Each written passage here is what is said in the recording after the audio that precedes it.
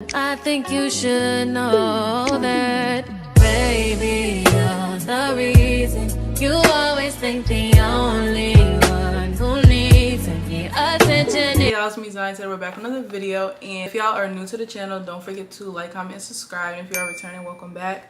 And I just seen by the title, you guys are probably like, wait, what the... If you've been subscribed to me, you've heard me talk about, like, I've been a hairstylist if you've really been tuned in. But if you're new, seen this video, your girl was a hairstylist, and I'm about to get into the tea. I'm about to get into everything and slowly, like, let you guys know about different journeys in my life that I've gone through. And if you haven't seen, I posted my college freshman, like, dropout story as an introvert pretty much. And today I'm going to be putting you guys on to my hairstylist journey because I wasn't on YouTube when I was doing this. So I want y'all to know about me as you guys subscribe to me, because I plan for this to be a family on my... Thank you, phone. I plan for this to be my YouTube channel to be like a family and a safe place. So I want y'all to understand who I am, you know about me and the stuff that I've been through. But I'm going to slowly get into stuff. But today I've decided to do my hairstylist journey, why I quit. Your girl has been dropping out, quitting. It's been an interesting life so far. Can't wait for us. So if you guys are interested, it's gonna be a little more lengthy, but I'm gonna go into my journey and then I'm gonna give like some tips and stuff like that at the end. So it's gonna be a little on the longer side. I just want to come in and say, it looks like I'm down in this video. As I'm even editing it, I could like feel my energy. But this was a really challenging, stressful, traumatic, like, I don't want to say traumatic. I went through like traumatic parts of the story you guys will hear about, even with my mental health. So looking back on it is like a little hard for me, but I just wanted to come say that. It's not like I want to be sad. It's just, I guess it's just the reflecting. I just wanted to come in and say that, but it's all good now. We got to figure it out. I just want to put my journey out there for people that, one, are hairstylists and feel this way, or two, just in life. Like, sometimes we don't know what to do, and just because you start something doesn't mean it has to be what you do for the rest of your life. But we're going to get started.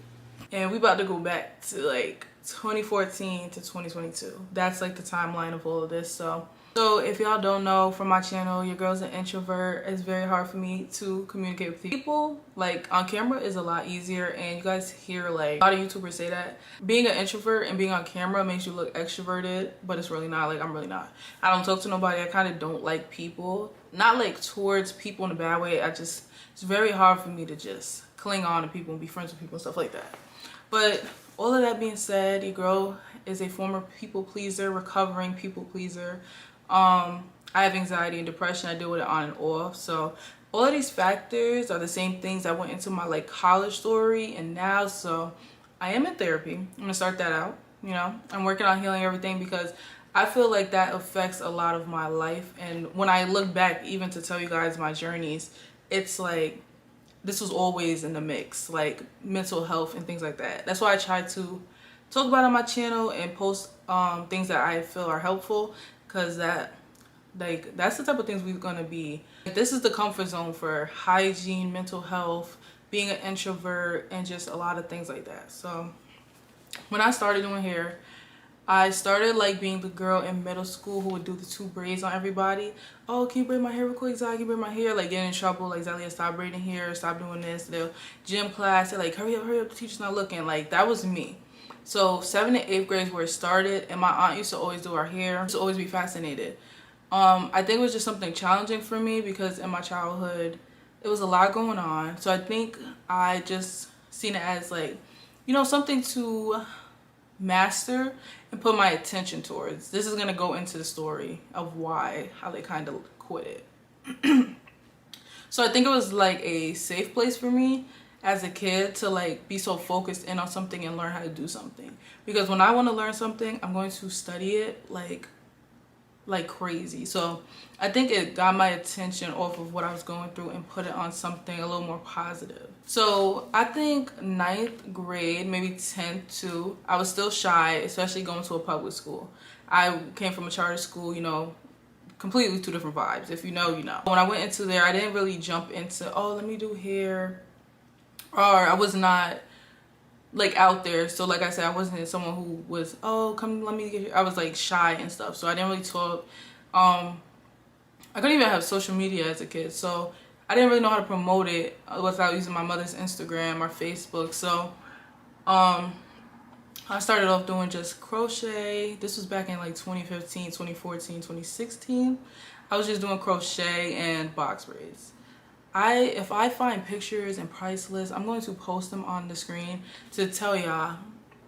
Y'all know y'all go to y'all go to the African braiding shop or something like that, and they'll charge like $300, $400 for micro braids. I was doing that same style for $100. This is my infamous story. Like, I used to stand on my feet for 10 hours. I did someone's micro braids because her hair was so thin. I had to make the braids small for $100. I was only charging like $50 to $100. I was just starting, but to look back and have grown as a stylist, it's like you really start everybody had to start somewhere, because I would never stand on my feet for 10 hours for $100. What is that? Like, at that time I was just doing box braids heavy. I was doing the triangle jumbo box braids. Yeah, I had an Instagram and I like low-key deleted it, deactivated it, so I'm gonna try to get back in there to put like examples, and I'm gonna be blurring people's face because they probably don't want to be in this video. But I was doing like the trend of when, if y'all remember when the triangle jumbo braids went viral, that's when I was heavy starting to do hair. I was $70. I was doing like 4 or 5 heads a day. I was making money. This was when I was beginning to make money as a child, like real money. I was too scared to do sewings. The infamous story is I did my mother's sewing and I almost threw up because I was so sick. Like, I have anxiety. So with doing hair, it brings a lot of anxiety. And that's what I've dealt with, and that's what I'm going to get into in the story of like, in my journey of like, my anxiety was just always running. It was always stressing me out. It was always adding to stress that I already had. But basically I got sick. It took me 2 days to do her sewing, and honestly, it wasn't even like a great sewing because it was my first one, but I was so scared to do it that I was sick. Like, I literally had to go to sleep and wake up the next day like I was almost going to throw up. This is how bad it got for me. My anxiety was like a little worse back then, but that's how crazy it got because I was so nervous to do it. But after that, I started doing her sewings more and more and getting more comfortable, and then eventually started doing just leave out sewings. Not frontals, not wigs yet, just leave out sewings. And your girl couldn't even get a sew until she was 16. So I was doing sewings on people and I never had a sewing in my life. Like, the real tea. So in high school and 10th to 12th grade, that's when I started opening a booking site, the Cutie site, and the Cutie scheduling site. And I started, having clients. I was starting to do box braids. I was fake trying to do cornrows, but cornrows was never my thing. Yeah, so I had opened my booking site to everybody, and that's where it really began of me being a hairstylist. Also, in my public high school, your girl was able to do hair school during school. So 10th, 11th, and 12th grade, I was in a cosmetology program where it was the same as if y'all go to like hair school. Very grateful for that opportunity, because the way I be watching people's vlogs, specifically like Jada Jonay, and she's like how bad like the school and the teachers can be after a while. I'm so glad I didn't have to experience it outside of school. So I got my license, my temporary license, during school. I had class, and I'm gonna get into tea of why your girl. I thought this class was gonna be lit and fun. Basically, how everybody talks about hair school, and it's not what you think it is.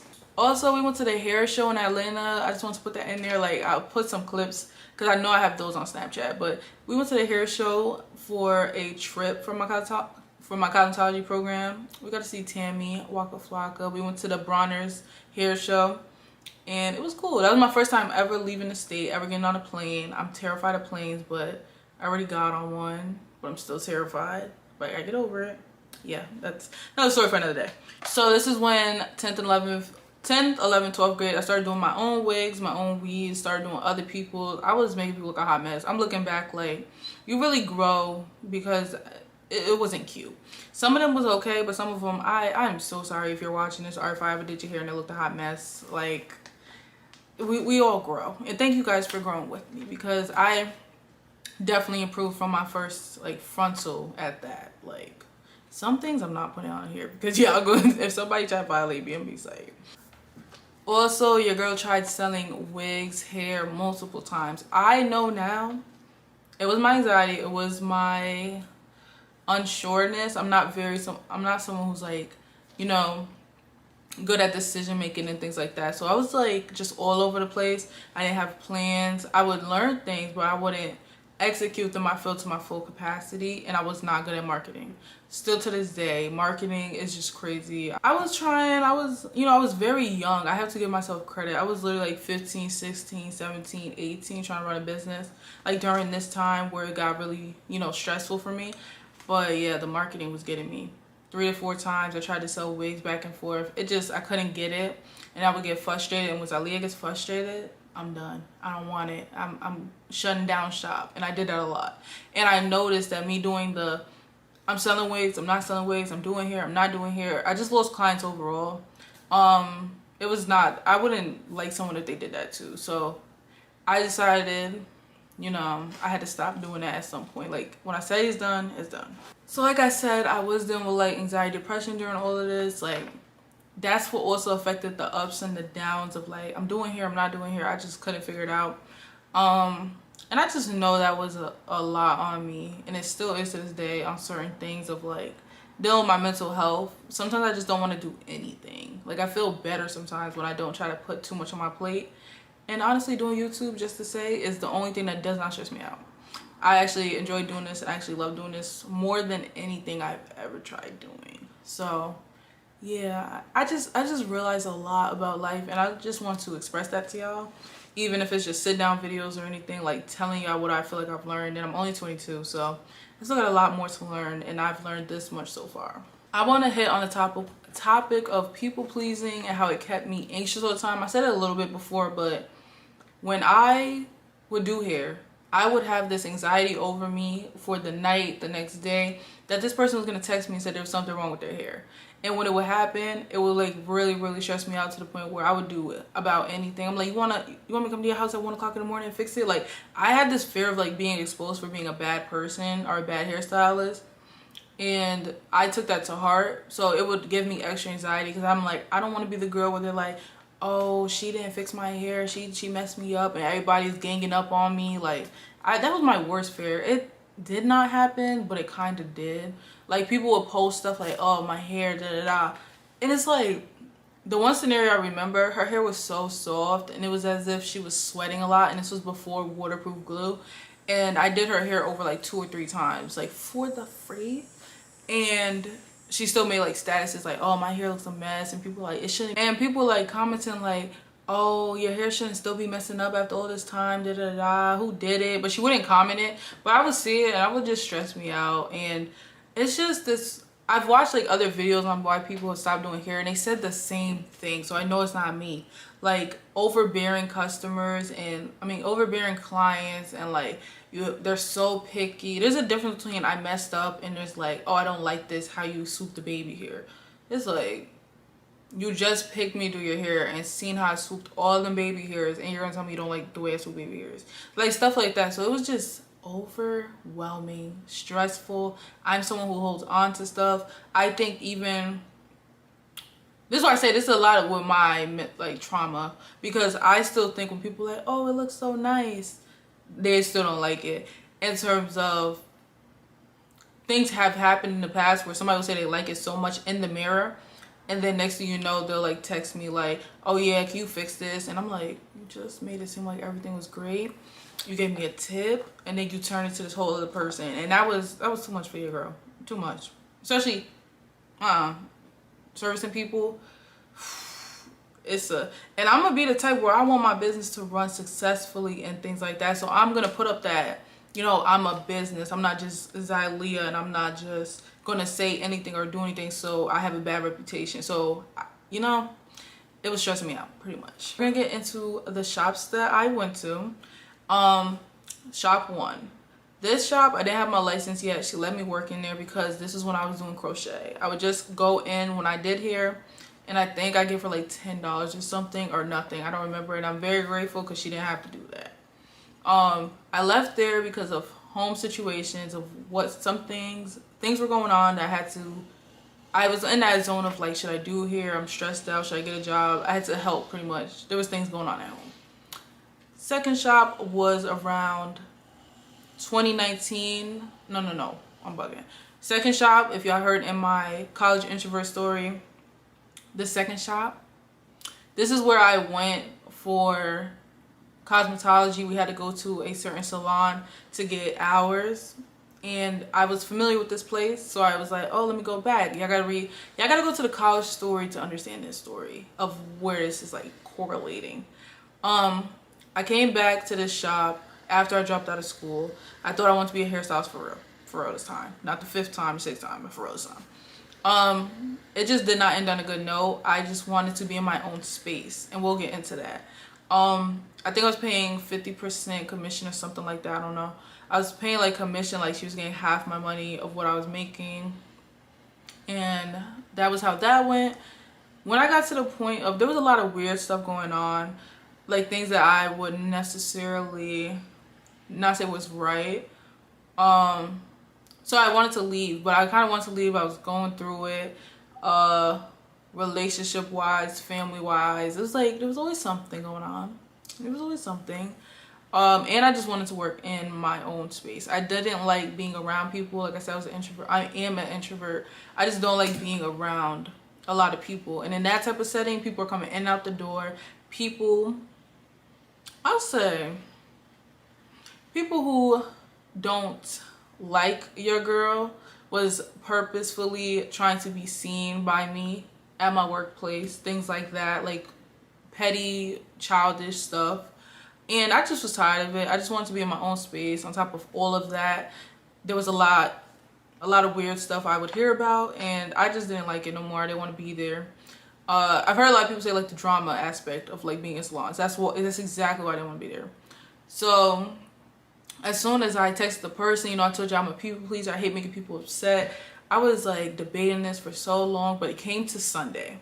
And I think I worked on Monday. And I'm like, I need to say this now or never. Like, I took like mad days of thinking about it. So I sent a text and I threw my phone because I didn't want to see the response. I felt like I was going to be like, I don't know. I always feel like that. It's something I'm working on. But I literally picked my phone up and like the lady, the owner has like an attitude. It's like, just come get your stuff. I'm blocking you. Like, I got blocked out of my book system within 5 minutes. I still had appointments that were my actual physical appointments that I could not see. He blocked all my appointments. Those were my physical appointments that I brought there. Those wasn't like walk-ins or anything. So I said, can you write my stuff down? Like, you just blocked all the appointments I had. And I had like 10. This was like a busy week for me. And I think that's what made me want to leave, because I'm like, I could be getting $2,000, but I'm only getting $1,000, you know? And then not to even like, you know, the experience of where I was at. So I remember getting there and she's like, clearly didn't like what I did or me saying I'm leaving. But I mean, I just wanted to grow, you know. She kind of had attitude. I remember she was like, I think I left the key to the salon at my house. She's like, oh, Zylia, I need to go. I'm like, This was a time where I was like, you know, you try not to go crazy or bug out. I said, clearly, I know that. You know, I literally thought I had this key. And I mean, genuinely, I thought I had this key. Like, why would I not have the key? I cleaned up my station in 2 seconds, hopped out. Yeah, and then I left.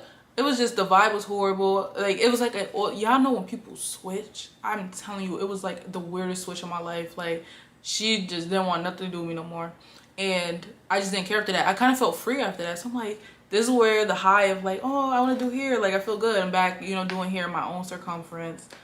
So I think I did that for a while. I was liking it. And then I'm like, I need to go to another salon. It was very hard working at my mom's house. So there's like 4 people living there. So I go look for another salon. I think she either texted me or I found her. But this salon, she was fine. There was nothing really wrong with her. She was never really there. She did a lot. She was cool. Only like an older woman worked there. Somebody else worked there, but they stopped working there. It wasn't bad. I just started to feel like the youngest, and I started to feel like I didn't belong because it was like an older type of setting. Even though I act old, you know, I act older than my age. It just made me feel a little like it wasn't just my place. Like, I never feel at place anywhere, to be honest with y'all. This is my problem. Like, I never feel like accepted or feel good anywhere for a long period of time. Like, this is my place. So this is when I really started to experience panic attacks for the first time, anxiety attacks. I was dehydrated. I wouldn't drink or eat because I was so stressed. I started being lightheaded every time I did hair. I literally could have passed out every single time I did hair for like 3 months straight. But I kept doing it even though I was lightheaded and all. And this was a very bad time period in my life. It actually turned into a really bad depression for me where I was out of it for months. Like I physically did not feel like myself for months and it was bad. I was in and out the ER 4 or 5 times. Like this is how bad it was, and this is what nobody knows when it comes to this story and why I stopped doing hair. Because when people ask me, oh, do you do hair, like to this day, and I'm like, nope, no I don't. I just don't want to. Like I just answer like that because I don't feel like explaining all of this to people. Even to the point where when I did try to explain to people, they would make me feel bad. Even though I know you wanted to get your hair done, but I mean, girl, I'm on my way to the ER right now. Like I'm about to pass out. I'm physically passing out.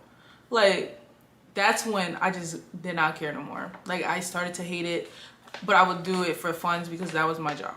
Like that same experience working at Price Shopper, working regular jobs of like, I'm about to pass out, you know, I don't feel good, but I'm still here trying to work, trying to be helpful to you. And when I'm down, it's a problem. So the fact that my so-called dream career and the way I felt about jobs were this similar in the way I was being treated, it turned me off.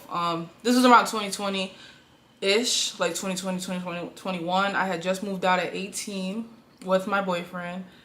We're freshly new to this. We are fixing a relationship, to be very honest with y'all.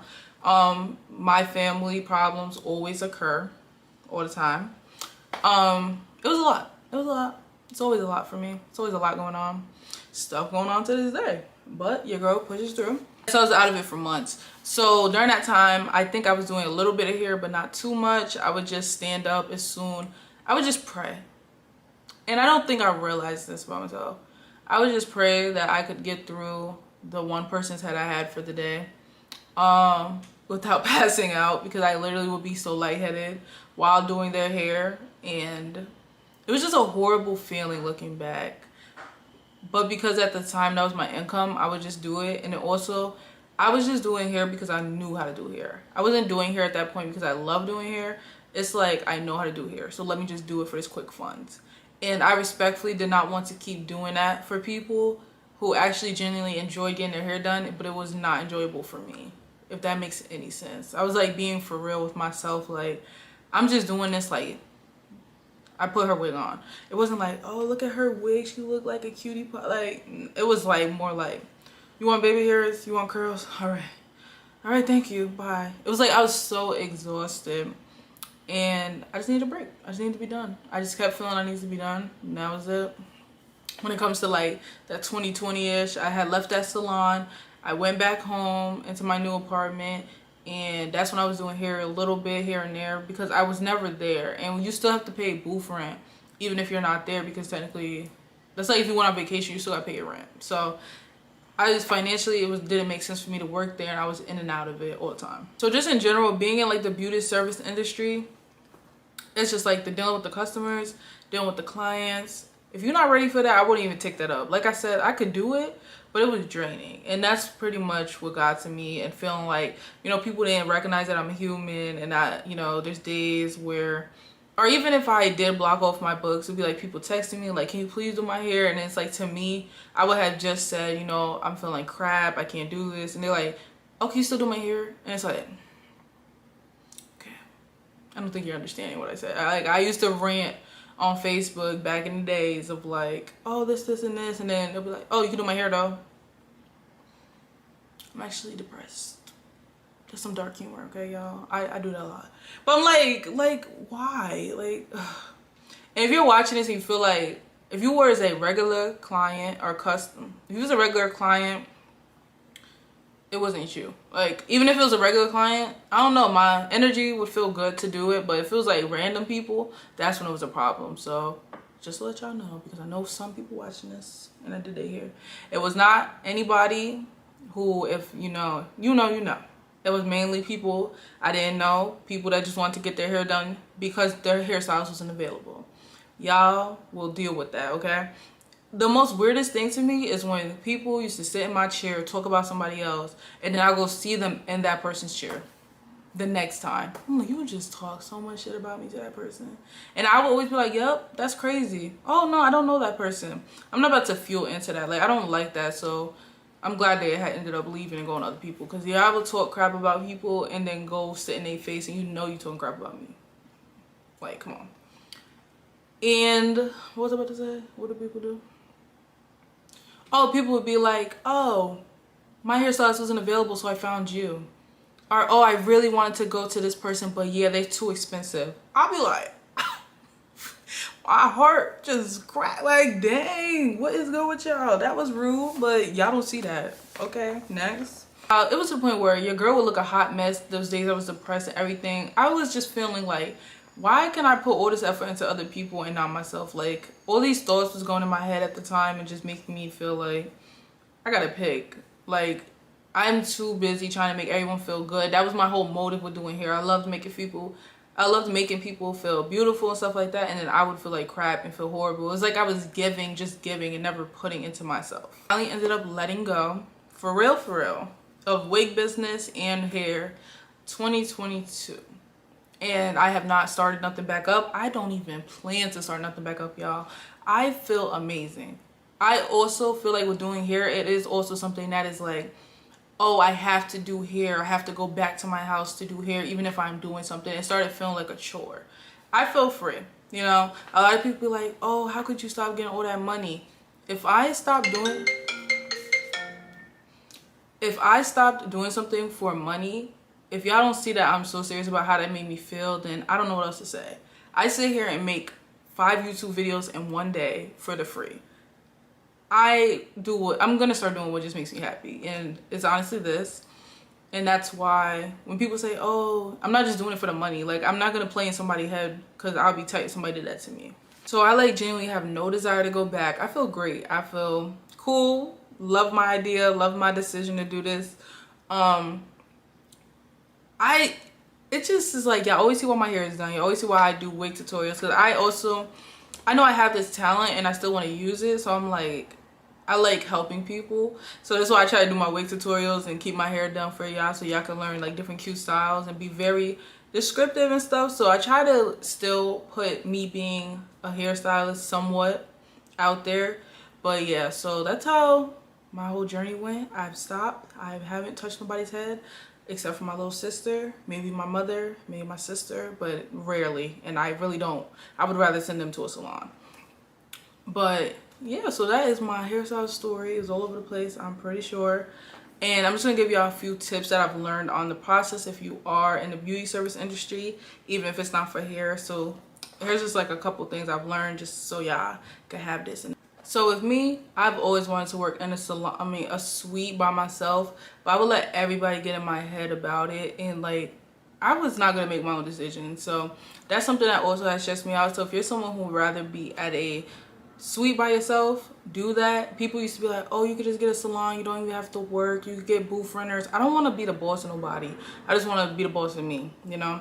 And I don't want to work for nobody, which is working at a salon. But if that's what you want to do, just do what area you want to do and how you want to do it. With going to hair school, I can tell you right now, it's not fun. I thought I was going in there to learn how to do sew-ins, wigs, weaves, doing my hair all the time. Majority of, even though I went to hair school like during high school, it's still similar. It has the same requirements. Book work. That's pretty much all you're doing. I would honestly not go to class most of the time because I didn't want to do it. Like, it was annoying me. It was turning me off from doing hair because I'm like, I thought I was coming in here to learn how to sew in. We did that for about 1 week. And I promise you it's the same at a real beauty school. If you don't know how to do hair, you're not going to learn how to do hair at school. You're going to learn how to do state board, which is rollers, finger waves, and stuff like that. Nothing that we use pretty much now. Also, you may be learning about hair, lashes, nails. Even if you don't want to, you have to know it. You have to know like scientific terms and stuff like that. So it's not just, oh, I'm learning how to do hair. No, you're deep diving way deeper than you probably would have thought. Make sure when you really do start doing your business, you have an LLC, everything is legal. I maybe can go into that in another video, let me know, because I've done it, but you want to make sure you don't have any. So if things happen and you get sued,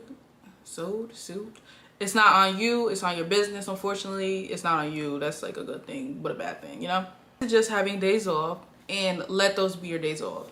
Don't, if somebody texts you or if you want some extra funds, don't go into that, because you're gonna get into a habit of doing that and then never have a rest day. Like I told y'all, I would just work. It was like, it was horrible, it got bad, and this is why I'm at the point where I'm at. Maybe if I had more break days, you know, stuck with my policies and not gave in to certain customers, which is another tip, I would be feeling better, probably still doing hair. But don't give in to people and change policies, because you're gonna start doing it. It's gonna become a habit. Even though it's gonna feel like people aren't liking things or looking, they're looking. So make sure you're promoting everything, every hairstyle, every nail set you do. Keep posting it. Use the hashtags on Instagram, use TikTok, you can use Facebook. Don't give up on yourself, because you're your boss. You're the one promoting yourself.